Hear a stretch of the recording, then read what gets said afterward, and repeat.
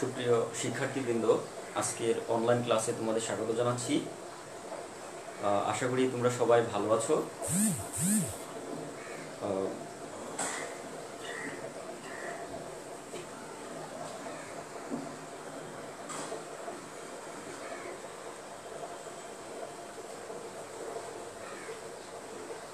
গত ক্লাসে আমরা তোমাদের প্রারম্ভিক সমাজবিজ্ঞানের পঞ্চম অধ্যায় অর্থাৎ প্রতিষ্ঠান অধ্যায়টি শুরু করেছিলাম এবং প্রতিষ্ঠান সমূহের মধ্যে আমরা একটা সামাজিক প্রতিষ্ঠান অর্থাৎ পরিবার নিয়ে আলোচনা করেছিলাম। আজকে আমরা আলোচনা করব একটা অর্থনৈতিক প্রতিষ্ঠান নিয়ে, সেটা হচ্ছে ক্যাপিটালিজম বা পুঁজিবাদ। তোমাদের ক্লাসে আমি সামাজিক ইতিহাস ও বিশ্ব সভ্যতা এই কোর্সটি পড়িয়েছি। তো ওই কোর্সটা মোটামুটি আমরা শেষের দিকে ছিলাম, বন্ধের আগেই আমরা মোটামুটি শেষের দিকে ছিলাম এবং ওই কোর্সে একটা চ্যাপ্টার আছে, তোমাদের দুইটি চ্যাপ্টার বাকি আছে ওই কোর্সে। তার মধ্যে একটা চ্যাপ্টার ছিল পুঁজিবাদ নিয়ে, ইউরোপে পুঁজিবাদের উদ্ভব এবং বিকাশ নিয়ে। তো তোমাদের প্রারম্ভিক সমাজবিজ্ঞানেও এই পুঁজিবাদ কনসেপ্টটি আছে এবং যেহেতু সামাজিক ইতিহাস বিশ্ব সভ্যতাতেও পুঁজিবাদ কনসেপ্টটি আছে, সেহেতু দুই জায়গাতেই বা দুইটি সাবজেক্টে তোমরা আজকের টপিকটি ব্যবহার করতে পারবে বা দুইটা সাবজেক্টই তোমাদের কাজে লাগবে। তো আমরা এই পুঁজিবাদ শব্দটির সাথে তোমরা এখন আসলে সবাই পরিচিত আমরা, কারণ এই শব্দটা এখন বহুল ব্যবহৃত হয় অনেক জায়গায়, এটা অনেকেই অনেকভাবে ব্যবহার করে। তো এই পুঁজিবাদ আসলে পুঁজিবাদের ইংরেজি হচ্ছে ক্যাপিটালিজম। আমরা বাংলায় বলি পুঁজিবাদ, এর ইংরেজি হচ্ছে ক্যাপিটালিজম। এই ক্যাপিটালিজম শব্দটা আসছে একটা ল্যাটিন শব্দ থেকে। ল্যাটিন শব্দ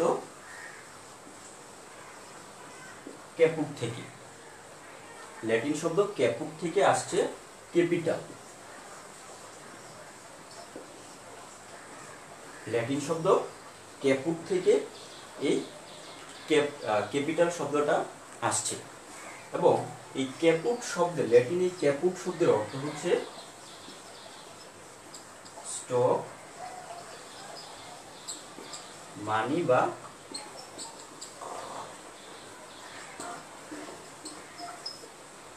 ল্যাটিন শব্দ ক্যাপুট থেকে আসছে ক্যাপিটাল এবং এই ক্যাপুট শব্দের শাব্দিক অর্থ হচ্ছে স্টক, মানি বা সাবস্টেন্স।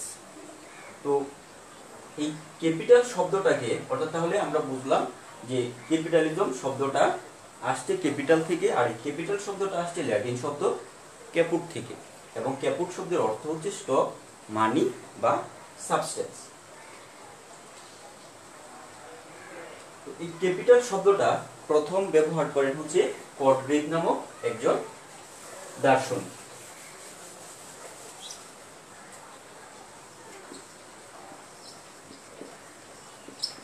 কটগ্রেভ 1680 সালে প্রথম ক্যাপিটাল শব্দটা ব্যবহার করেন। ক্যাপিটাল শব্দটা প্রথম ব্যবহার করেন কটগ্রেভ 1680 সালে। তিনিও মানি, স্টক বা সাবস্টেন্স অর্থেই এই ক্যাপিটাল শব্দটা ব্যবহার করেন। পরবর্তীতে এই ক্যাপিটাল থেকেই একটা সময় ক্যাপিটালিজম শব্দটি আসে এবং এই ক্যাপিটালিজম শব্দটা প্রথম ব্যবহার করে আর্থার ইয়াং। তাহলে ক্যাপিটাল থেকে ক্যাপিটালিজম শব্দটা আসলো এবং এই ক্যাপিটালিজম শব্দটাকে প্রথম ব্যবহার করে আর্থার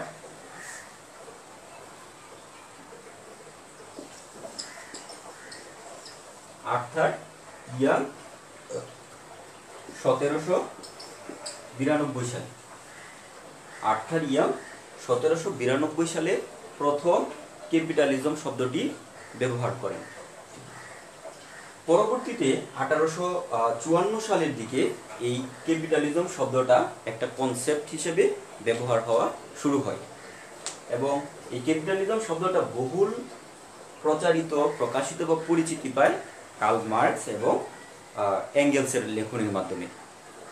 মার্কস এবং এঙ্গেলসের লেখনীর মাধ্যমে ক্যাপিটালিজম শব্দটা আমাদের কাছে সবার কাছে পরিচিত হয়ে ওঠে। মার্কস তার কমিউনিস্ট ম্যানিফেস্টো, জার্মান ইডিওলজি, এই সমস্ত বইয়ে তিনি ক্যাপিটালিজম শব্দটি ব্যবহার করেন। কিন্তু কার্ল মার্কস যদিও ক্যাপিটালিজম শব্দটি ব্যবহার করেন, কিন্তু তিনি ক্যাপিটালিজমের কোনো সংজ্ঞা প্রদান করেননি, কোনো সুনির্দিষ্ট সংজ্ঞা কার্ল মার্কস ক্যাপিটালিজমের প্রদান করেননি। ক্যাপিটালিজমের প্রথম সংজ্ঞা প্রদান করেন ভিআই লেনিন।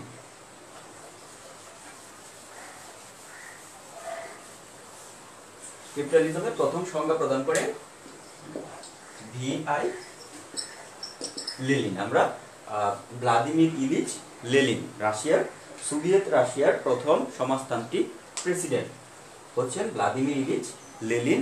তিনি প্রথম ক্যাপিটালিজমের একটা সংজ্ঞা প্রদান করেন। তার সংজ্ঞাটা হচ্ছে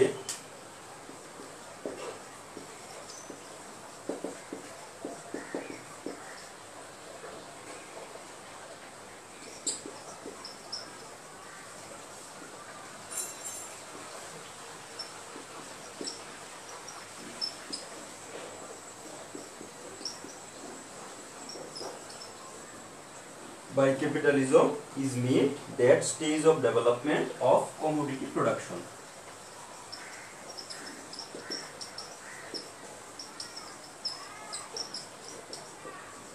Commodity production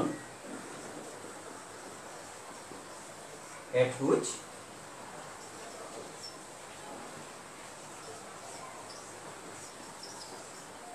not only the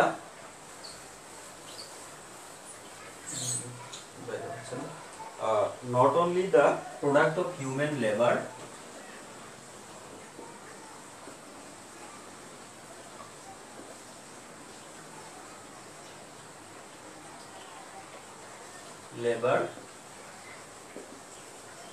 but also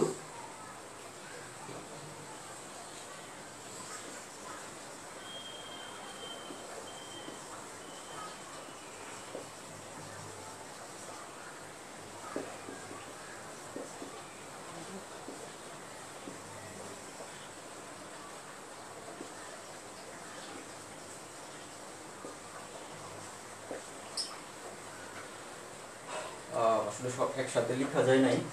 তো লেনিনের সংজ্ঞাটা হচ্ছে by capitalism is meant that stage of development of commodity production at which not only the product of human labour but also human labour power itself become a commodity. অর্থাৎ তিনি বলেন যে capitalism বলতে আমরা ডেভেলপমেন্টের এমন একটা কমোডিটি প্রোডাকশনের এমন একটা স্টেজকে বোঝায় যেখানে মানুষের উৎপাদিত দ্রব্য শুধুমাত্র নয়, বরং মানুষের শ্রমশক্তি বা হিউম্যান লেবার পাওয়ার নিজেই একটা পণ্য হিসেবে বিবেচিত হয়।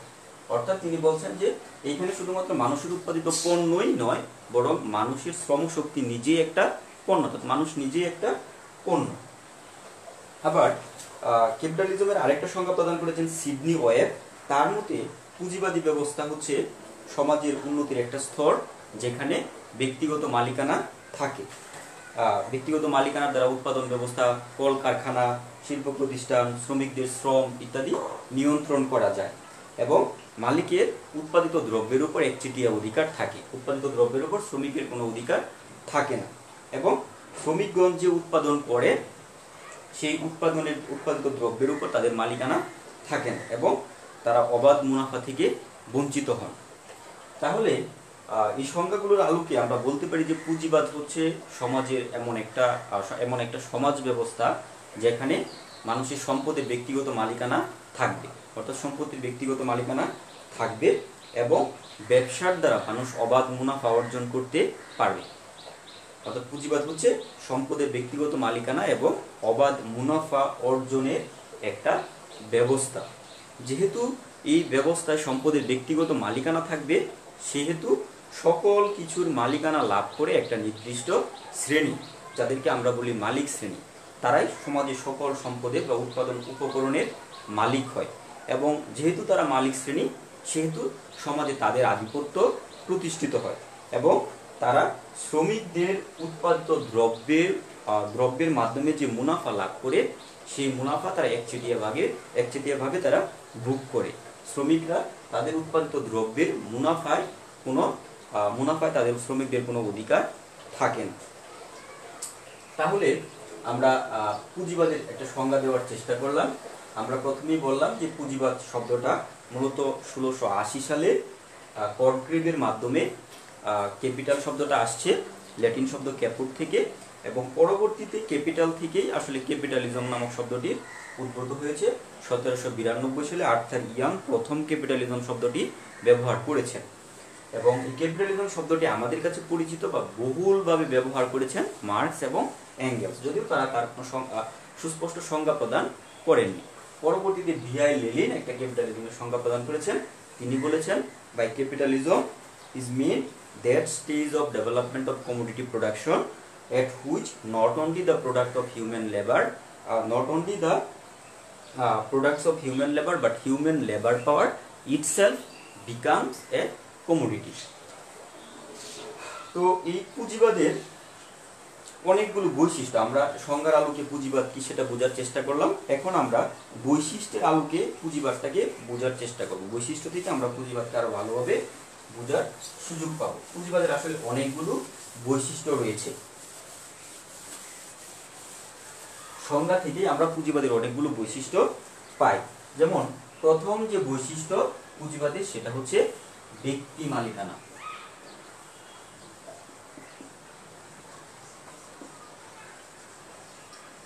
ব্যক্তি মালিকানা, আমরা সংজ্ঞাতেই বলেছি যে পুঁজিবাদ হচ্ছে এমন একটা ব্যবস্থা যেখানে সম্পদের ব্যক্তিগত মালিকানা থাকবে, অর্থাৎ পুঁজিবাদী সমাজ ব্যবস্থায় প্রত্যেক ব্যক্তিরই নিজস্ব সম্পত্তির মালিকানা থাকবে। যেমন এখনকার যে সমাজ ব্যবস্থা সেখানে দেখবে যে প্রত্যেকের নামে কিছু না কোনো সম্পদ আছে, যারা মালিক তাদের কারো ইন্ডাস্ট্রি আছে, কারো ব্যবসা প্রতিষ্ঠান আছে, কারো কৃষি জমি আছে, এরকম প্রত্যেকেরই সম্পদের ব্যক্তিগত মালিকানা থাকে। কিন্তু পুঁজিবাদের আগে আসলে ওই রকম ব্যক্তিগত মালিকানা ছিল না। যেমন সামন্ততান্ত্রিক সমাজে আসলে সম্পদের ওই রকম ব্যক্তিগত মালিকানা ছিল না, সম্পদ ছিল রাষ্ট্রীয় মালিকানাধীন। কিন্তু পুঁজিবাদে এসে সম্পদের উপর ব্যক্তিগত মালিকানা প্রতিষ্ঠিত হয়। এটাই হচ্ছে এক নম্বর বৈশিষ্ট্য বা প্রধান বৈশিষ্ট্য, যে পুঁজিবাদে অবশ্যই সম্পদের ব্যক্তিগত মালিকানা থাকবে। পুঁজিবাদের আরেকটা বৈশিষ্ট্য হচ্ছে মুনাফা অর্জন।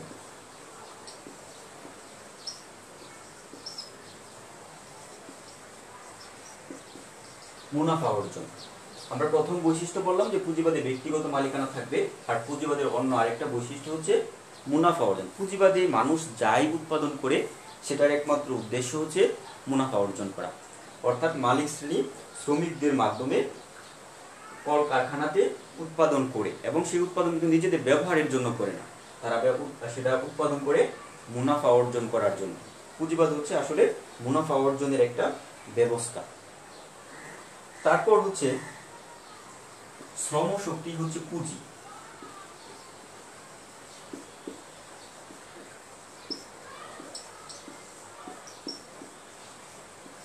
আমরা লেনিনের সংজ্ঞাটাতে পড়েছিলাম যে labour power itself become a commodity, অর্থাৎ শ্রম শক্তি নিজে পুঁজি হিসেবে বিবেচিত হয়। আমরা যেমন এখনকার যে সমাজ ব্যবস্থা, যেমন আমাদের গার্মেন্টস ইন্ডাস্ট্রিগুলোকে তোমরা যদি দেখো, সেখানে আসলে কি বিক্রি হয়? মানুষ তার শ্রম বিক্রি করতে, যারা শ্রমিক তারা তাদের শ্রমটা বিক্রি করছে। তাহলে যে শ্রমিক, তার কাছে একমাত্র পুঁজি কি? তার কিন্তু আর কিছুই নেই। তার কাছে নিজের শ্রম ছাড়া, নিজের শারীরিক পরিশ্রম দেওয়ার ক্ষমতা ছাড়া অন্য কোনো ক্যাপিটাল তার নেই। তার একমাত্র ক্যাপিটাল হচ্ছে তার শারীরিক শ্রম দেওয়ার সক্ষমতা। সেহেতু বলা হচ্ছে যে পুঁজিবাদী শ্রম শক্তি হচ্ছে পুঁজি। তারপর আরেকটা বৈশিষ্ট্য হচ্ছে শ্রেণী বিভাজন।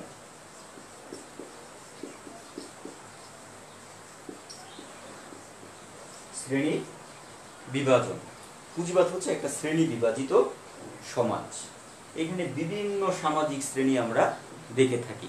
তোমরা দেখবে যে আমাদের সমাজে বিভিন্ন ফ্যাক্টরির মালিক আছে, একদল আছে মালিক শ্রেণী, একদল আছে শ্রমিক শ্রেণী।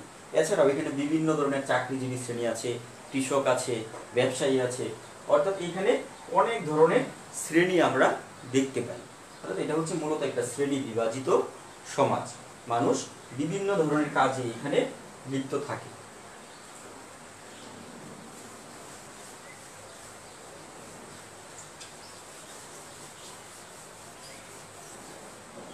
তার পরবর্তী বৈশিষ্ট্য হচ্ছে একটা সমাজ দর্শন।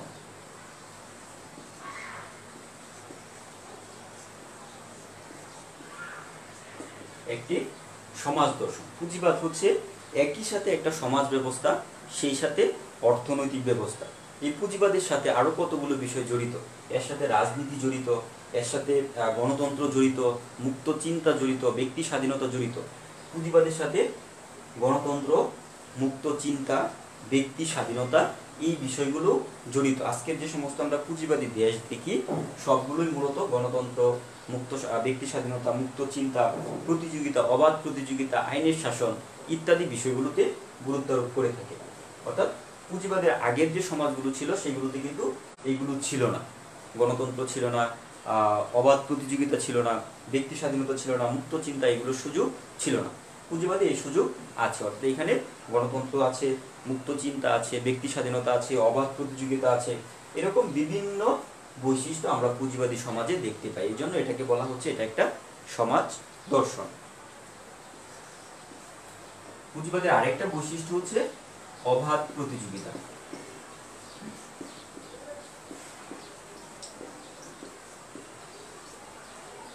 অবাধ প্রতিযোগিতা থাকবে কার মধ্যে? অবাধ প্রতিযোগিতা থাকবে পুঁজিবাদীদের মধ্যে, অর্থাৎ পুঁজিপতিদের মধ্যে, বিভিন্ন কোম্পানির মধ্যে অবাধ প্রতিযোগিতা থাকবে।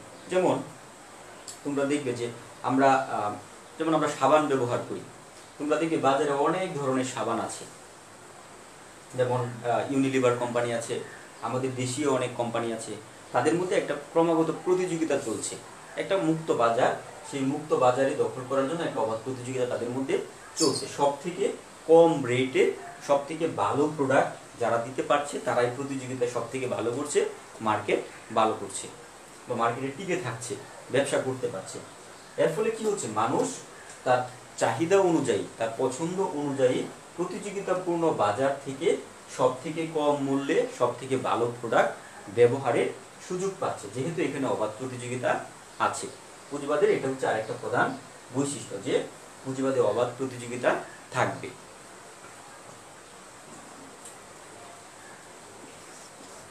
শ্রেণী স্বার্থ।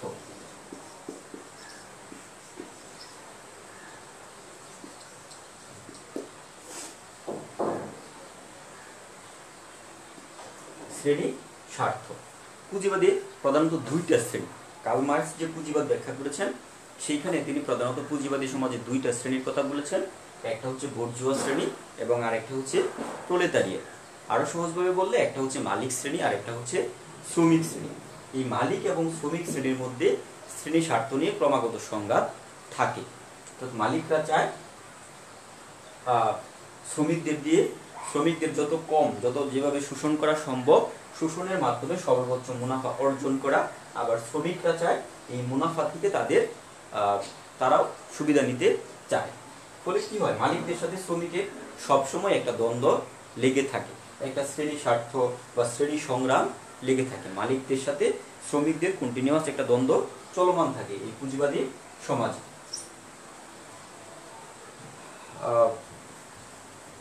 এইগুলো হচ্ছে মূলত পুঁজিবাদী সমাজের বৈশিষ্ট্য। অর্থাৎ আমরা পুঁজিবাদী সমাজের 7টা বৈশিষ্ট্যের কথা জানলাম। অর্থাৎ একটা সমাজে, পুঁজিবাদী সমাজে এই বৈশিষ্ট্য সমূহ দেখা যায়।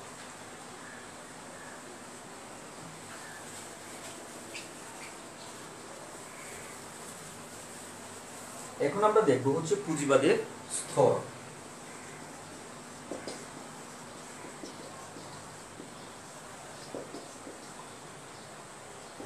ক্যাপিটালিজমের স্তর। পুঁজিবাদের মূলত 3টি স্তর আছে।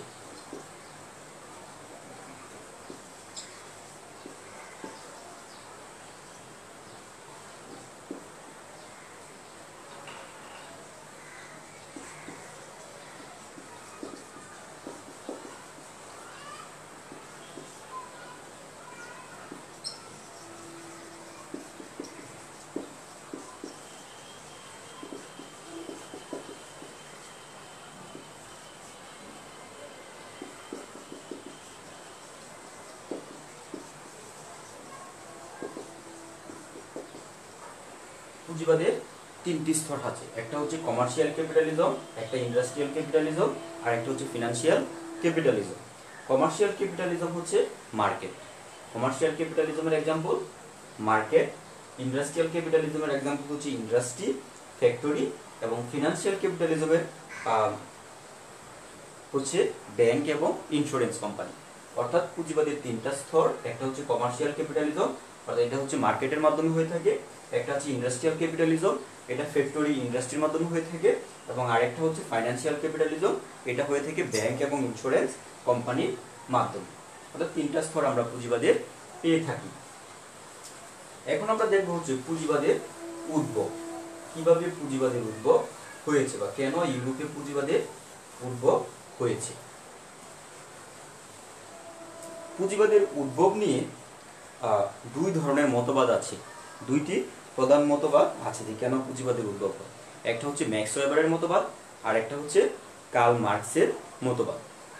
তো ম্যাক্স ওয়েবারের মতবাদটা ব্যাখ্যা করেন তার Protestant ethics and the spirit of capitalism বইয়ে। ম্যাক্স ওয়েবার তার the Protestant ethics and the spirit of capitalism বইয়ে পুঁজিবাদ উদ্ভবের কারণ ব্যাখ্যা করেন, এবং এই বইয়ে তিনি পুঁজিবাদ উদ্ভবের কারণ হিসেবে ধর্মকে একটা গুরুত্বপূর্ণ ফ্যাক্টর হিসেবে ব্যাখ্যা করেন। তিনি ব্যাখ্যা করার চেষ্টা করেন যে ইউরোপে ধর্মের কারণেই বা ধর্ম পুঁজিবাদ বিকাশকে ত্বরান্বিত করেছে। তিনি ব্যাখ্যা করে দেখান যে বিশেষ করে ত্রয়োদশ চতুর্দশ শতকে ইউরোপে যে আমরা জানি যে খ্রিস্টান ধর্মের কয়েকটা ধাপ আছে বা কয়েক ভাগ আছে, তার মধ্যে প্রধান দুইটা ভাগ হচ্ছে ক্যাথলিক এবং প্রোটেস্ট্যান্ট। কিন্তু ত্রয়োদশ চতুর্দশ শতকে খ্রিস্টান ধর্ম ছিল মূলত ক্যাথলিক কেন্দ্র। তো এই ক্যাথলিকদের মধ্যে ওই সময়ে ব্যাপক ধরনের কুসংস্কার দেখা দেয়। এমনকি এটাও বলা হয় যে ওই সময় গির্জার চার্চ স্বর্গের সার্টিফিকেট বিক্রি করতো, টাকার বিনিময়ে সার্টিফিকেট বিক্রি করতো। এরকম কুসংস্কার ক্যাথলিক খ্রিস্টানদের মধ্যে দেখা যায়। ওই সময়ে ক্যাথলিক খ্রিস্টানদের মধ্যে কিছু ধর্মযাজকের আবির্ভাব হয়। তার মধ্যে প্রধান দুজন হচ্ছেন জন ক্যালভিন এবং Martin Luther king. Martin Luther এবং জন ক্যালভিন তারা এসে প্রোটেস্ট্যান্ট ধর্মের ক্যাথলিক ধর্মের মধ্যে একটা ব্যাপক সংস্কার করে, এবং এই সংস্কার করার কারণে তাদেরকে বলা হয় প্রোটেস্ট্যান্ট, এবং তাদের মতানুসারীরাই পরবর্তীতে প্রোটেস্ট্যান্টিজমে বা প্রোটেস্ট্যান্ট খ্রিস্টান হিসেবে পরিচিতি লাভ করে। এই প্রোটেস্ট্যান্ট খ্রিস্টান ধর্মের মধ্যে কিছু মূল নীতি আছে যেগুলো পুঁজিবাদ সম্প্রসারণকে ত্বরান্বিত করে। যেমন তাদের ধর্মের মধ্যে আছে যে time is money, work is god, যে টাকাই হচ্ছে কাজই হচ্ছে ঈশ্বর, টাইম ইজ মানি, সময় হচ্ছে টাকা। এভাবে তারা ব্যাখ্যা করেন যে সৃষ্টিকর্তাকে পাওয়ার জন্য কোনো আলাদা কোনো কিছু করার দরকার নেই, বরং নিজের যে জীবন সেই জীবনে উন্নতি করার চেষ্টা করতে হবে।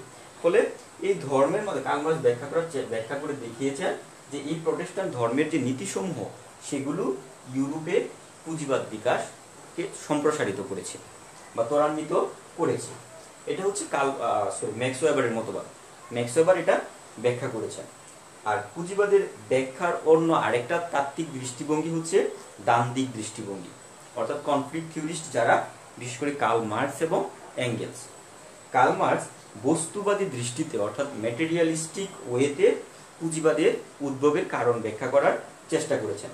মার্কসের মতে উৎপাদন পদ্ধতিতে পরিবর্তন, শিল্প বিপ্লব, আধুনিক যন্ত্রপাতি, কলকারখানা বৃদ্ধি, এইসবের কারণেই পুঁজিবাদের উদ্ভব হয়। মার্কসের মতে আধুনিক যন্ত্রপাতি, কলকারখানা বৃদ্ধি এবং উৎপাদন পদ্ধতির পরিবর্তনের কারণেই পুঁজিবাদের উদ্ভব হয়, এবং তিনি বিশ্বাস করতেন বা মার্কস বিশ্বাস করতেন পুঁজিবাদের উদ্ভব ঘটেছে অনেকগুলো শক্তির সমন্বয়ে। যেমন এখানে তিনি বলেছেন যে বাণিজ্য পুঁজির আবির্ভাব, মুদ্রা খাটিয়ে মুদ্রা অর্জন করার পদ্ধতি, কাঁচামালকে দক্ষতা সহকারে ব্যবহার করার দক্ষতা, শিল্প বিপ্লব ইত্যাদি কারণে একটা সময় এসে এই ক্যাপিটালিজমের উদ্ভব হয়। বর্তমানে এই মার্কসিস্ট মতবাদটাকে পুঁজিবাদের উদ্ভবের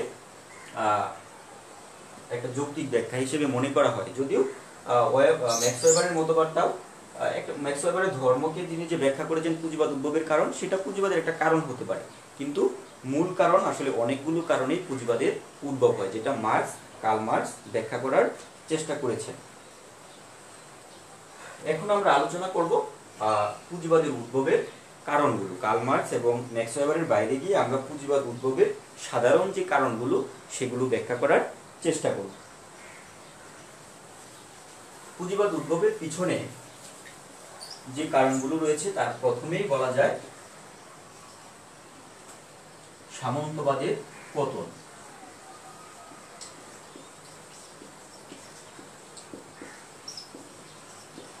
সামন্তবাদের পতন বা সামন্তবাদের অবসান। আমরা তোমাদের ক্লাসে ব্যাখ্যা করেছি সামন্তবাদ কি। সামন্তবাদ নিয়ে আমরা সামাজিক ইতিহাস বিশ্ব সভ্যতাতে সামন্তবাদের উপর বৃহৎ আলোচনা করেছি। তো সামন্তবাদ কি? সামন্তবাদ হচ্ছে মূলত একটা ভূমি কেন্দ্রিক ব্যবস্থা, জমির মালিকানা কেন্দ্রিক একটা ব্যবস্থা হচ্ছে সামন্তবাদ। ইউরোপে বিশেষ করে ফ্রান্স, জার্মানি এবং ইটালি, ইংল্যান্ড, এই 4টা দেশে মধ্যযুগে অর্থাৎ 476 খ্রিস্টাব্দে রোমান সভ্যতা পতনের মাধ্যমে আমাদের মানব ইতিহাসে প্রাচীন যুগের অবসান হয়ে নতুন একটা যুগ শুরু হয়, যেটাকে আমরা বলি মধ্যযুগ। এবং এই মধ্যযুগের সময়কালটা বলা হচ্ছে যে রেনেসার পূর্ব পর্যন্ত, 14 শতকে যে রেনেসা হয় সেই রেনেসার পূর্ব পর্যন্ত সময়টা হচ্ছে মধ্যযুগ। তো এই মধ্যযুগীয় সমাজ ব্যবস্থায় ইউরোপে সামন্তবাদ শুরু হয়, অর্থাৎ ভূমিকেন্দ্রিক একটা সমাজ ব্যবস্থা শুরু হয়, যেখানে জমির মালিকানা থাকতো কিছু নির্দিষ্ট লর্ডের কাছে। জমির মালিকানা থাকতো। আরেকটা শ্রেণী ছিল ওইখানে, তাদেরকে বলা হতো ভূমিদাস। অর্থাৎ সামন্তবাদের 2টা শ্রেণী ছিল, একটা ছিল ফিউডাল লর্ড এবং আরেকটা ছিল সার্ফ বা ভূমিদাস। এই ভূমিদাসদের জীবন ছিল ভূমির সাথে বাঁধা। তারা এই সামন্তবাদের লর্ডদের জমি চাষাবাদ করতে বাধ্য হতো। তো একটা সময় কি হয়, বিশেষ করে রেনেসার পরবর্তী সময়ে ফ্রান্সে ফরাসি বিপ্লব, তার পূর্বে শিল্প বিপ্লব, বিশেষ করে ইংল্যান্ডে শিল্প বিপ্লব ইত্যাদি কারণে একটা সময় এসে সামন্তবাদের পতন হয়ে যায়। ফরাসি বিপ্লব, শিল্প বিপ্লব এবং ওই সময় যে নবজাগরণ হয় জ্ঞান বিজ্ঞানের ক্ষেত্রে, রুশো, ভলতেয়ার, মন্টেস্কু, এই সমস্ত দার্শনিকের লেখার মাধ্যমে মানুষের মধ্যে যে সচেতনতার জন্ম হয়, তা থেকে একটা সময় সামন্তবাদের পতন হয়। এবং বলা হয় যে পুঁজিবাদ সামন্তবাদের ধ্বংসস্তূপের উপর প্রতিষ্ঠিত হয়েছে। সামন্তবাদের ধ্বংসস্তূপের উপর পুঁজিবাদ প্রতিষ্ঠিত হয়েছে। কেন যে এটা বলা হচ্ছে কেন? কারণ হচ্ছে যে পুঁজিবাদী সমাজে আমরা বললাম যে 2টা শ্রেণী ছিল, একটা ছিল ফিউডাল লর্ড, এরা ছিল জমির মালিক। এরা কি করত?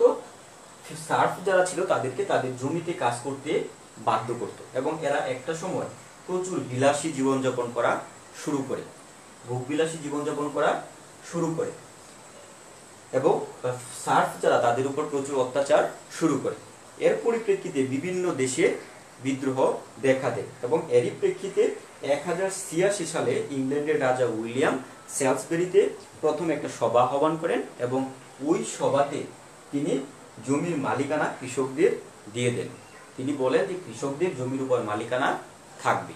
এইভাবে ধীরে ধীরে পরবর্তীতে অন্যান্য দেশ, বিশেষ করে ফ্রান্সে ফরাসি বিপ্লব 1789 সালে ফরাসি বিপ্লবের মাধ্যমে ফ্রান্সের সামন্ততন্ত্র পতন হয়ে যায়। পতন হয়ে সেখানেও রুশোর মধ্যে যে স্বাধীনতা, সাম্য, ভ্রাতৃত্ব প্রতিষ্ঠিত হয়, সম অধিকার প্রতিষ্ঠিত হয়। তারপর জার্মানি, ইটালি, এই সমস্ত দেশেও সামন্তবাদের পতন হয়ে যায়। পতন হয়ে এই সামন্তবাদী যারা ছিল, যারা জমির মালিক ছিল, তারা প্রচুর সম্পদের মালিক ছিল। তারা কৃষি কাজ থেকে সরে এসে এই সময় শিল্প বিপ্লব হয়, শিল্প ভিত্তিক কাজকর্মে সেটা বিনিয়োগ করা শুরু করে। ফলে ধীরে ধীরে একটা সময় শিল্প বিপ্লব হয় এবং এই শিল্প বিপ্লব থেকে পরবর্তীতে পুঁজিবাদের বিকাশ হয়। তো এটা ছিল একটা কারণ যে সামন্তবাদের পতনের কারণেই আসলে পুঁজিবাদের উদ্ভব হয়। সামন্তবাদী সমাজের ধ্বংসস্তূপের উপরই পুঁজিবাদ দাঁড়িয়ে আছে। তার পরবর্তীতে পুঁজিবাদের উদ্ভবের আরেকটা কারণ হিসেবে বলা হচ্ছে শিল্প বিপ্লবকে। এটা হচ্ছে পুঁজিবাদের উদ্ভবের সব থেকে বড় কারণ।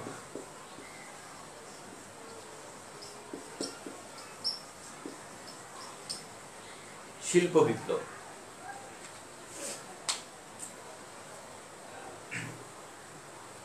আর্করাইট এবং হারগ্রিভস প্রথম সুতা কাটার যন্ত্র আবিষ্কার করেন এবং আর্করাইট প্রথম বস্ত্রকল আবিষ্কার করেন। পরবর্তীতে জেমস ওয়াট বাষ্পীয় ইঞ্জিন আবিষ্কার করেন। সেই সাথে লোহা থেকে ইস্পাত তৈরির যন্ত্র আবিষ্কৃত হয়। এবং বিভিন্ন ধরনের বাষ্পীয় ইঞ্জিন আবিষ্কারের পর বিভিন্ন ধরনের কলকারখানা চালু হয়ে যায়। এটা হয় 1760 থেকে 60 সাল থেকে মূলত শুরু হয়। তো এই সমস্ত আবিষ্কার অর্থাৎ শিল্পক্ষেত্রে এই সমস্ত আবিষ্কার সমাজে একটা ব্যাপক পরিবর্তন নিয়ে আসে, একটা বড় ধরনের পরিবর্তন আমাদের সমাজে নিয়ে আসে। পুরাতন কৃষিভিত্তিক যে সমাজ কাঠামো, সেই সমাজ কাঠামোটা শিল্প বিপ্লবের ফলে ভেঙে পড়ে, ভেঙে নতুন একটা সমাজ কাঠামো অর্থাৎ শিল্পভিত্তিক সমাজ ব্যবস্থা তৈরি হয়ে যায়।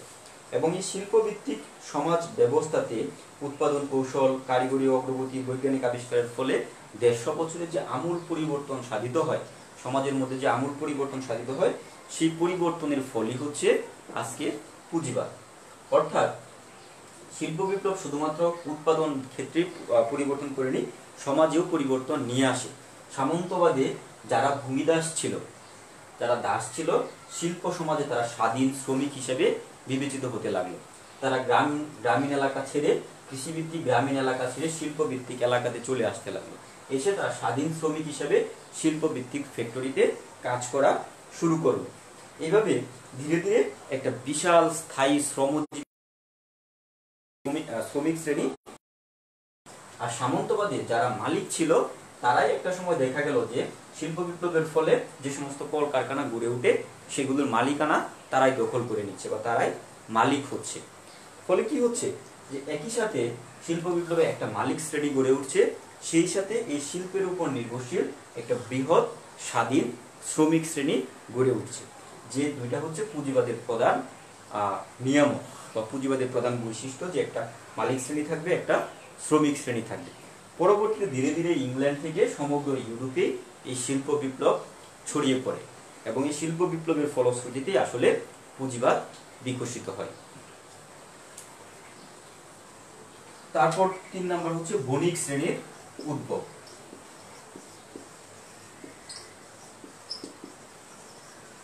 বণিক শ্রেণীর উদ্ভব সামন্তবাদে আমরা আগে বলেছি যে সামন্তবাদে একটা সময় সামন্ত প্রভুরা অনেক ভোগ বিলাসী জীবনযাপন করা শুরু করে এবং সামন্ত প্রভুদের এই সমস্ত বিলাসী দ্রব্যের যোগান দেওয়ার জন্য একটা বণিক শ্রেণী তৈরি হয়ে যায়, এক ধরনের বণিক শ্রেণী তৈরি হয়। যেমন আমরা ব্রিটিশ ইস্ট ইন্ডিয়া কোম্পানির কথা জানি।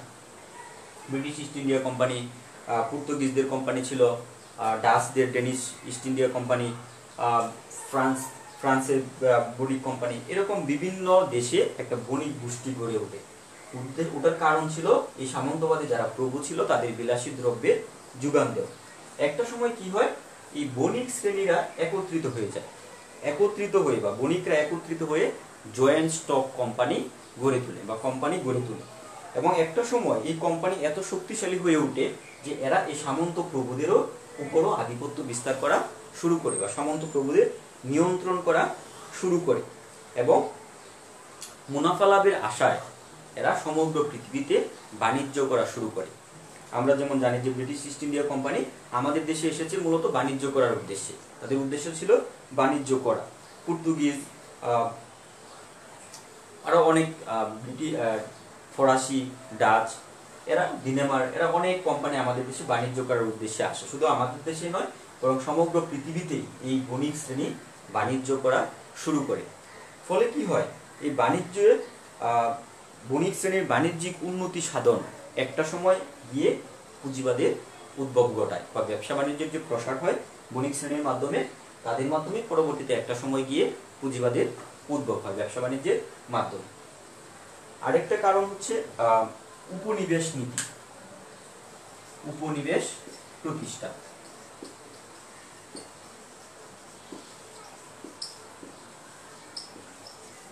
উপনিবেশ প্রতিষ্ঠা।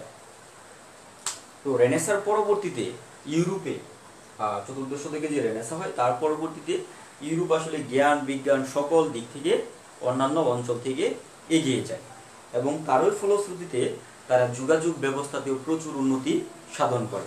যেমন আমরা জানি যে 1492 সালে কলম্বাস বা আমেরিকা আবিষ্কার করে, তারপর 1498 সালে ভাস্কো দা গামা আমাদের ভারতীয় উপমহাদেশে আসার জলপথ আবিষ্কার করে। এই সমস্ত আবিষ্কারের মাধ্যমে সারা পৃথিবীতে যোগাযোগ ব্যবস্থা সহজ হয়ে যায়। ফলে কি হয়, বিভিন্ন এই যে বণিক শ্রেণী ঠিক একই সময়ে এই সময়টাতে যেমন একদিকে যোগাযোগ ব্যবস্থা আবিষ্কৃত হয়, যোগাযোগের পথ আবিষ্কৃত হয়, সেই সময়টাতে বড় বড় জয়েন্ট স্টক কোম্পানি গড়ে ওঠে। আমরা যেটা আগে বলেছিলাম যে বণিক শ্রেণী তৈরি হয়। এই বণিক শ্রেণীরা কি করে সারা পৃথিবী ব্যাপী বিভিন্ন দেশে হয়ে বাণিজ্য করা শুরু করে। যেমন ব্রিটিশ ইস্ট ইন্ডিয়া কোম্পানি 1600 সালে প্রতিষ্ঠিত হয়, 1608 সালে আমাদের ভারতীয় উপমহাদেশে আসে। 1608 সাল থেকে 1757, 149 বছর পরে তারা সমগ্র ভারতীয় উপমহাদেশটাই দখল করে নেয়। এভাবে বণিক শ্রেণীরা পৃথিবীর বিভিন্ন দেশে বাণিজ্য করতে যায়। বাণিজ্য করতে গিয়ে তারা ওই সমস্ত অঞ্চলের শাসকের দুর্বলতার সুযোগ নিয়ে এই সমস্ত কোম্পানি পরবর্তীতে এই অঞ্চলগুলোতে উপনিবেশ স্থাপন করে বা উপনিবেশ প্রতিষ্ঠা করে। যেভাবে একসময় বলা হয় যে ব্রিটিশরা অনেকগুলো দেশের উপর উপনিবেশ প্রতিষ্ঠা করেছিল, আমেরিকা, কানাডা, অস্ট্রেলিয়া, আমাদের ভারতীয় উপমহাদেশ সহ পৃথিবীর অনেক বড় বড় দেশের উপর ব্রিটিশরা তাদের উপনিবেশ স্থাপন করেছিল। পর্তুগিজরা, ফরাসিরা, স্প্যানিশরা সমগ্র পৃথিবীটাকে তাদের উপনিবেশে পরিণত করে। এই উপনিবেশ প্রতিষ্ঠার ফলে দুইটা লাভ হয়। একটা হচ্ছে তারা কি করে, ইউরোপে যখন শিল্প বিপ্লব শুরু হয়, শিল্পের জন্য প্রয়োজন ছিল কাঁচামাল। এই উপনিবেশ যে দেশগুলো ছিল সেগুলো থেকে এই ব্যবসায়ীরা বা বণিক গোষ্ঠী কাঁচামাল নিয়ে যেত। কাঁচামাল নিয়ে গিয়ে ইউরোপে সেটাকে প্রক্রিয়াজাতকৃত পণ্যে বা শিল্পের মাধ্যমে প্রক্রিয়াজাতকৃত পণ্যে পরিণত করে সেই প্রক্রিয়াজাতকৃত পণ্যটাকে আবার সেই উপনিবেশিক দেশ বা উপনিবেশটাতে নিয়ে এসে বিক্রি করত। তাহলে দেখা যাচ্ছে উপনিবেশ প্রতিষ্ঠার ফলে দুইটা সুযোগ তৈরি হচ্ছে। একটা হচ্ছে এই উপনিবেশিকরা তাদের জন্য যে পণ্য উৎপাদনের জন্য যে কাঁচামাল প্রয়োজন সেটা তারা সংগ্রহ করতে পারছে উপনিবেশগুলো থেকে। আবার উৎপাদিত পণ্য বিক্রি করার জন্য যে বাজার প্রয়োজন সেটাও তারা পেয়ে যাচ্ছে। ফলে কি হচ্ছে, একদিকে কাঁচামালের নিশ্চয়তা পেয়ে যাচ্ছে, অন্যদিকে বিক্রি করার নিশ্চয়তাও পেয়ে যাচ্ছে। ফলে উপনিবেশ প্রতিষ্ঠার মাধ্যমে পুঁজিবাদের বিকাশটা আরো ত্বরান্বিত হয়ে যায়। এটা ছিল আরেকটা কারণ। তারপর আরেকটা বৈশিষ্ট্য হচ্ছে আন্তর্জাতিক ব্যবসায় অগ্রগতি বা ব্যবসার অগ্রগতি।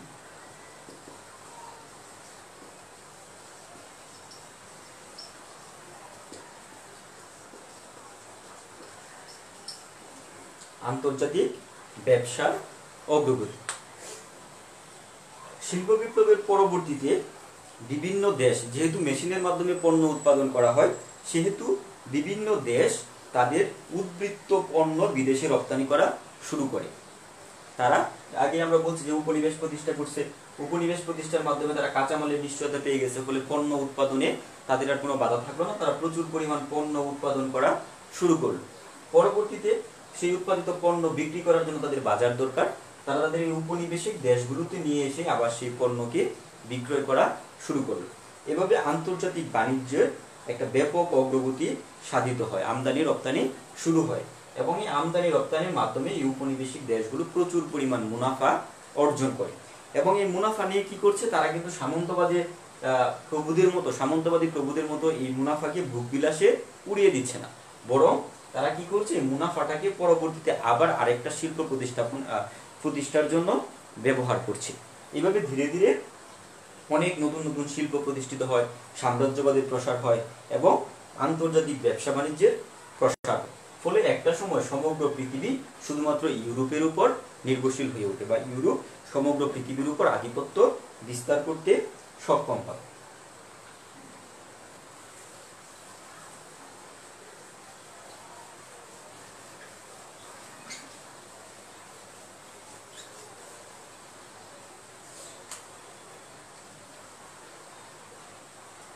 পুঁজিবাদের আরেকটা কারণ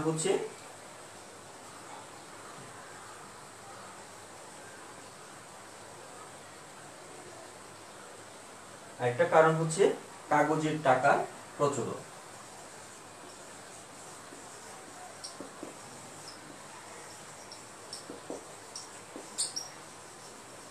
কাগজের টাকার প্রচলন।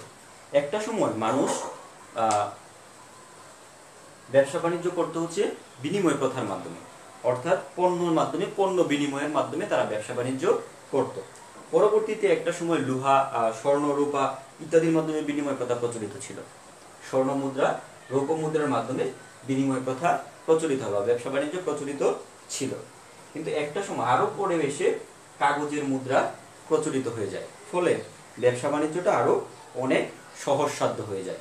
কাগজের মুদ্রা প্রচলনের সাথে সাথে ব্যবসা বাণিজ্য আরো সহজ হয়ে যায়।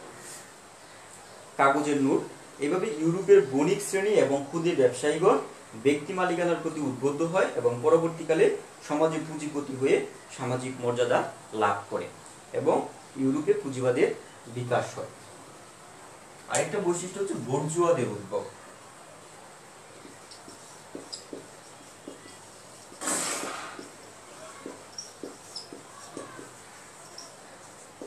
বুর্জোয়া শ্রেণীর উদ্ভব। আমরা বলছি যে পুঁজিবাদী প্রধানত দুইটা শ্রেণী, একটা হচ্ছে বুর্জোয়া আর একটা হচ্ছে সর্বহারা বা প্রলেতারিয়েট।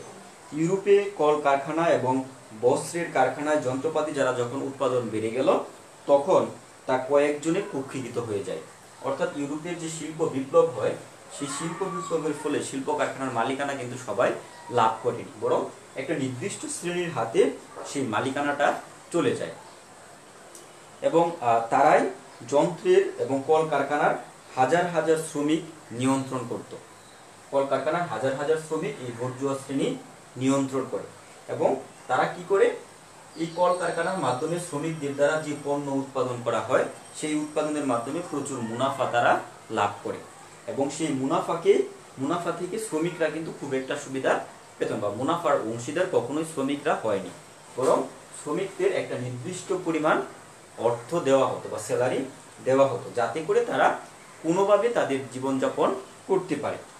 ফলে দেখা যাচ্ছে কি, একটা শ্রেণী ক্রমাগত ধনী হচ্ছে, ক্রমাগত পুঁজিপতি হচ্ছে বা সম্পদের মালিক হচ্ছে, আরেকটা শ্রেণী ক্রমাগত দরিদ্র হয়ে যাচ্ছে এবং সমাজে বৈষম্য বৃদ্ধি পাচ্ছে। পরবর্তীতে দেখা যায় যে এই বুর্জোয়াদের সন্তান যারা বংশ পরিক্রমা, যেহেতু ব্যক্তি মালিকানা প্রতিষ্ঠিত হয়ে যায়, বংশ পরিক্রমা তাদের সন্তানরা আবার তাদের সম্পত্তির মালিকানা লাভ করছে। এভাবে ধীরে ধীরে সমাজে একটা স্থায়ী বুর্জোয়া শ্রেণীর আবির্ভাব ঘটল এবং এরাই পুঁজিবাদ বিকাশে একটা গুরুত্বপূর্ণ ভূমিকা পালন করেছে। এই বুর্জোয়া শ্রেণী পুঁজিবাদ বিকাশে একটা গুরুত্বপূর্ণ ভূমিকা পালন করে। আরেকটা কারণ হচ্ছে উন্নত যোগাযোগ ব্যবস্থা।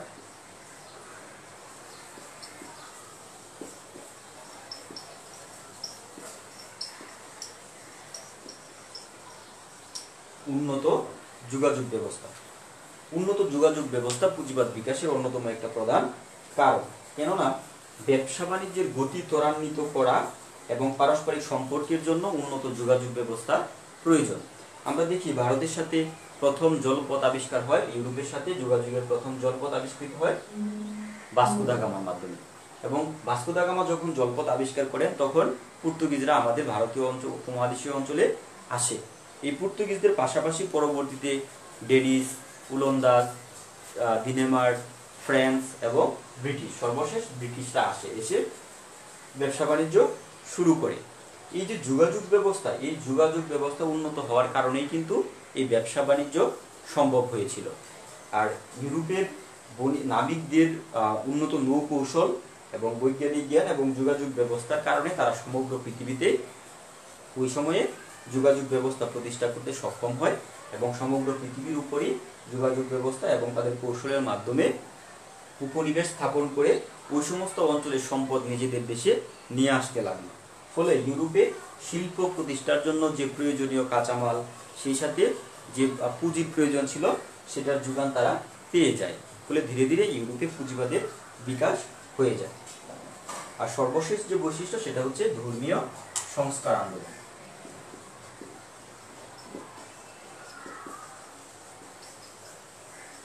ধর্মীয় সংস্কার আন্দোলন, আমরা ধর্মীয় সংস্কার আন্দোলন বলছিলাম যে ধর্মীয় পুঁজিবাদের পিছনে ধর্মের ভূমিকা ব্যাখ্যা করেন হচ্ছে ম্যাক্স ওয়েবার। ম্যাক্স ওয়েবারই প্রথম ব্যাখ্যা করেন যে ধর্ম কিভাবে পুঁজিবাদ বিকশিত করতে সহযোগিতা করেছে।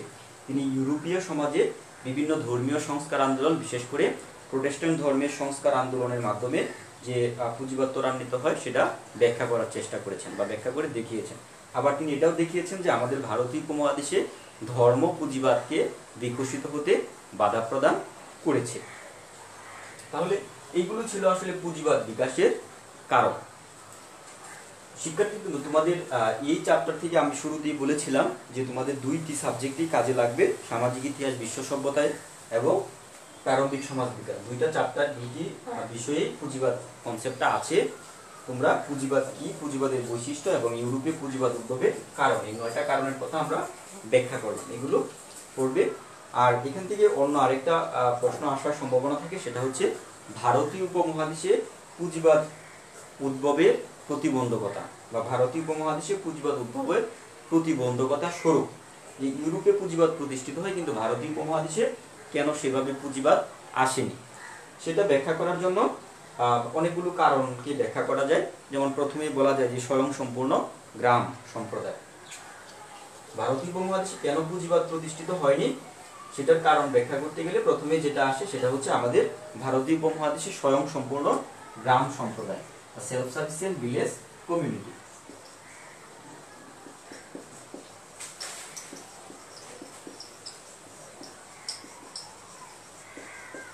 স্বয়ংসম্পূর্ণ গ্রাম সম্প্রদায়, যে আমাদের ভারতীয় উপমহাদেশের গ্রামগুলো ছিল এক একটা স্বয়ংসম্পূর্ণ। ধারণা করা হয় একমাত্র লোহা এবং লবণ ছাড়া বাইরের সাথে তাদের যোগাযোগ করার প্রয়োজন হতো না, তারা নিজেরাই ছিল আত্মনির্ভরশীল। ফলে গ্রামগুলো ছিল বহির্বিশ্ব থেকে আলাদা। আমাদের ভারতীয় উপমহাদেশ রাজনৈতিকভাবে অস্থিতিশীল ছিল।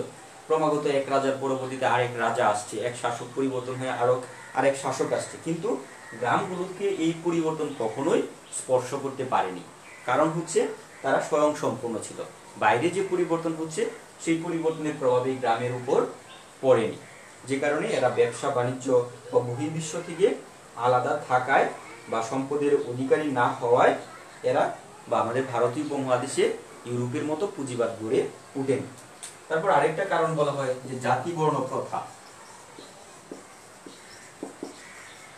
জাতি বর্ণ প্রথা, আমাদের ভারতীয় উপমহাদেশে বর্ণ প্রথা বা কাস্ট সিস্টেমকে খুব কঠোরভাবে মেনে চলা হতো, যে এক বর্ণ আরেক বর্ণকে অস্পৃশ্য মনে করত।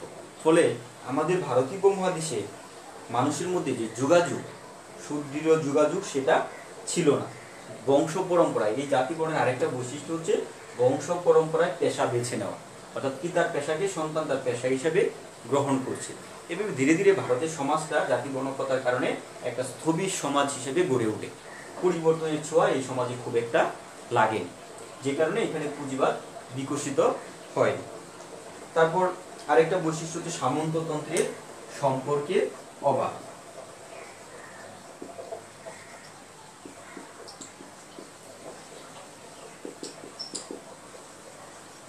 আমরা বলেছি যে পুঁজিবাদ প্রতিষ্ঠিত হয়েছে সামন্ততন্ত্রের ধ্বংসস্তূপের উপর। সামন্ততন্ত্রের উপর পুঁজিবাদ বিকশিত হয়েছে, কিন্তু আমাদের ভারতীয় উপমহাদেশে ইউরোপের মতো সামন্তবাদ ছিল না। ইউরোপের সামন্ততন্ত্রে সামন্ত প্রভুদের জমির মালিকানা ছিল, সামন্ত প্রভুরা মালিক ছিল, আর একটা শ্রেণী ছিল ভূমিদাস। কিন্তু আমাদের ভারতীয় উপমহাদেশে যে সামন্ততন্ত্র ছিল সেটা জমিদারি প্রথারূপে ছিল, কিন্তু জমিদাররা আসলে জমির মালিক কখনোই ছিল না। ব্রিটিশরা যখন আগমন করে আমাদের উপমহাদেশে তখন আমরা দেখি যে জমির মালিক আসলে জমিদাররা নয়। যেহেতু তারা জমির মালিক ছিল না, সেহেতু তারা কৃষকদের জীবন জীবিকা উন্নয়নের কোনো প্রচেষ্টা করে নাই।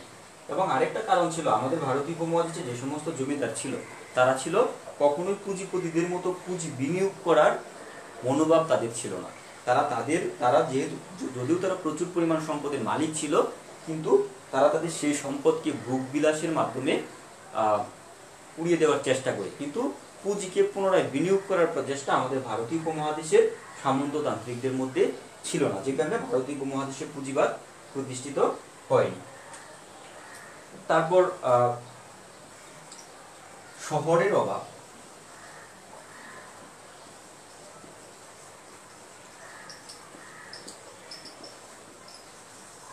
শহর ও নগরের অভাব। আমরা জানি যে যেহেতু আমাদের ভারতীয় উপমহাদেশ ছিল মূলত গ্রামীণ সমাজ, আমাদের ভারতীয় উপমহাদেশটি ছিল গ্রাম কেন্দ্রিক, গ্রামীণ সমাজ কেন্দ্রিক, সেই হেতু আমাদের ভারতীয় উপমহাদেশে ওই অর্থে কোনো শহর বা নগর গড়ে ওঠে নাই, বা বড় কোনো শহর নগর গড়ে ওঠেনি। এমনকি কলকাতা যে শহর সেটাও ব্রিটিশরা এসে প্রতিষ্ঠা করে। ওইরকম বড় কোনো শহর তখনও আমাদের ভারতীয় উপমহাদেশে ছিল না। শহর নগর না থাকার কারণে ভারতবর্ষ ছিল ক্ষুদ্র ক্ষুদ্র গ্রামের সমাবেশ। আর এই ক্ষুদ্র ক্ষুদ্র গ্রামগুলো স্বয়ংসম্পূর্ণ হওয়ার কারণে এখানে পুঁজি কেন্দ্রীভূত হওয়ার কোনো সুযোগ ছিল না। আর পুঁজি কেন্দ্রীভূত না হওয়ার কারণে আসলে আমাদের ভারতীয় উপমহাদেশে পুঁজিবাদ বিকশিত হতে পারে না। তারপর আরেকটা কারণ আমরা বলতে পারি যোগাযোগ ব্যবস্থার অভাব। আমাদের ভারতীয় উপমহাদেশ যোগাযোগ ব্যবস্থার দিক থেকে আসলে অনুন্নত ছিল, খুবই অনুন্নত ছিল। যাতায়াত ব্যবস্থা, আমাদের যোগাযোগ ব্যবস্থার মাধ্যম ছিল গরুর গাড়ি, পালকি, এই সমস্ত দিয়ে আমাদের উপমহাদেশে যোগাযোগ ব্যবস্থা প্রচলিত ছিল। কিন্তু এগুলো দিয়ে আসলে ব্যবসা বাণিজ্যের জন্য উপযোগী নয়। আসলে যোগাযোগ ব্যবস্থার অভাবের কারণে আমাদের উপমহাদেশে ব্যবসা বাণিজ্য বা পুঁজিবাদ গড়ে ওঠে। আরেকটা কারণ হচ্ছে ধর্মীয় মনোভাব। ম্যাক্স ওয়েবার তার বইয়ে আমাদের ভারতীয় উপমহাদেশে পুঁজিবাদ বিকশিত না হওয়ার কারণ হিসাবেও ধর্মকে ব্যাখ্যা করেন। তিনি ব্যাখ্যা করেন যে আমাদের উপমহাদেশের যে ধর্মগুলো, হিন্দু, বৌদ্ধ, ইসলাম, প্রত্যেকটা ধর্মই আসলে পুঁজি সঞ্চার বা পুঁজি সঞ্চিত রাখাটাকে খুব ভালো দৃষ্টিতে দেখা হয় না। ইসলাম ধর্মতেও না, হিন্দু ধর্মতেও না, বা বৌদ্ধ ধর্মতেও নয়, কোনো ধর্মতেই পুঁজি সঞ্চিত রাখাকে ভালো দৃষ্টিতে দেখা হয় না। কিন্তু ইউরোপে যে প্রটেস্ট্যান্ট ধর্ম, সেখানে পুঁজি, যার যত বেশি পুঁজি সঞ্চিত থাকতো তার পরকালে ভালো করার সম্ভাবনা তত বেশি হিসেবে দেখা হতো, বা এটাকে পরকালের সাফল্য হিসেবে বিবেচনা করা হতো। ফলে ইউরোপের মানুষ যখন পুঁজি সঞ্চিত করার প্রচেষ্টায় লিপ্ত থাকে, আমাদের উপমহাদেশে তখনও ওই রকম ভাবে পুঁজি সঞ্চিত করার কোনো প্রচেষ্টা দেখা যায়নি, যে কারণে এখানে পুঁজিবাদ বিকশিত হয়।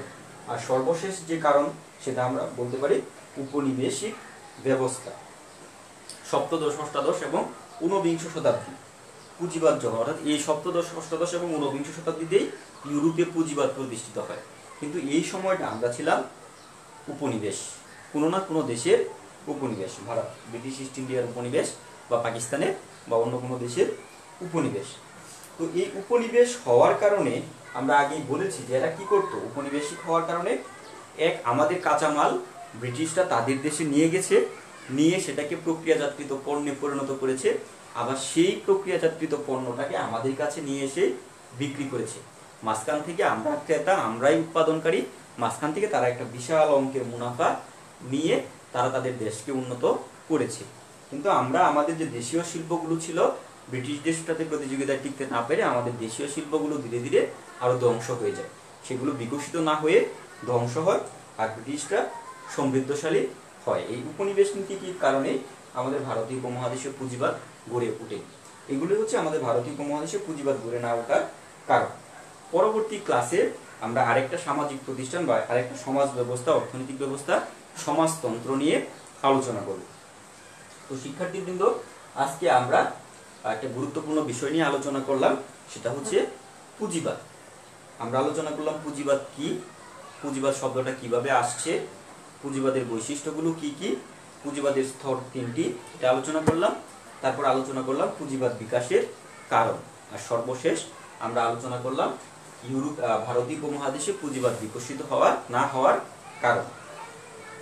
তো শিক্ষার্থীবৃন্দ, আশা করি এই টপিকটা তোমাদের, আমি আগেই বলেছি যে সামাজিক ইতিহাস, বিশ্ব সভ্যতাতেও কাজে লাগবে, আবার প্রারম্ভিক সমাজ বিজ্ঞানেও কাজে লাগবে। তো তোমরা সবাই ভালো থাকবে, পরবর্তী ক্লাসে আবার দেখা হবে। সেই পর্যন্ত সবার সুস্থতা কামনা করছি। ধন্যবাদ সবাই।